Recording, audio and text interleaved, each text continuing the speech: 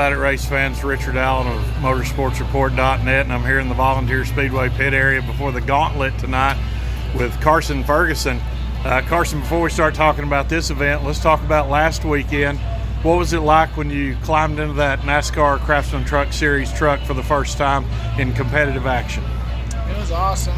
I sat in it a few times at the race shop trying to get comfortable, and yeah, first time I've ever sat in it and cranked it up was at the track on Friday for practice. So really trying to adapt as quick as we could there.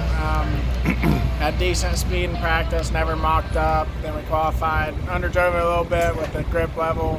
Didn't realize how much grip it gave you in qualifying trim, and then just rode around trying to keep our nose clean and finish on the lead lap there in the race.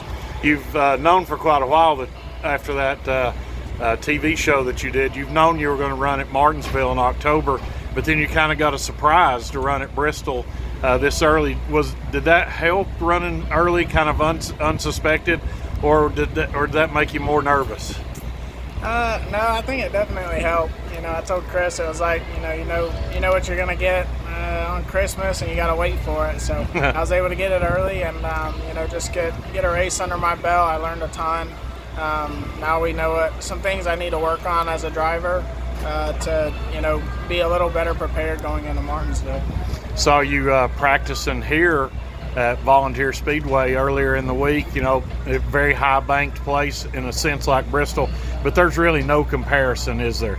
No, sir. No, we're always fighting to be on the tight side in this, which is the way free side in an asphalt car. So it's kind of the same concept to be good here, just to steer off the right front, and just really not slide center off and get pointed early and everything like that. So Vic Hill helped me a ton here testing last week, both with the car and my driving. I learned a lot behind the wheel. We race every weekend, 80 sometimes a year, so there's always room for improvement no matter where we're at. So I really got to thank Vic, for just taking the time during the test to kind of guide me in the right direction, and helpful criticism just to help me guide in a better path. And then, like I said, the truck, I guess it correlated a little bit, just getting used to the banking, the feel of that it puts you in the seat. But yeah, I just got to thank all the colleague racing and Ram guys just for giving me the opportunity of a lifetime. You've done some pavement racing before in your racing life. During the broadcast, they showed a picture of you and Austin Cindric, who was one of the co-announcers, that you had a race, and you had beaten him in the race. But what you did back then really probably didn't compare to what you did at Bristol. No, it's just the only thing I think that does is just, it has you look back and just think of,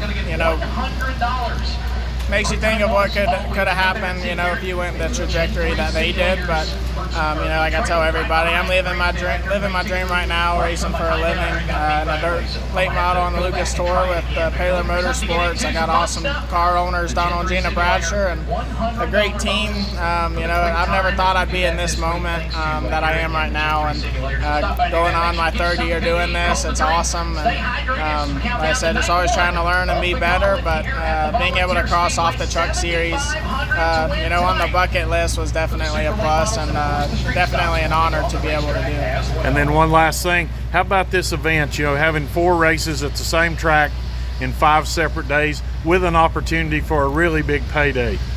Yeah, it's awesome deal that Vic and all the sponsors are putting on. I haven't been the best here at Bulls Gap, but hopefully with the test last week, learning as much as we did, we'll be able to carry it over into this week. And track's gonna be different, so hopefully we can give our best guesstimate on what the track's gonna do through each day and make the best educated guesses just to be there at the end.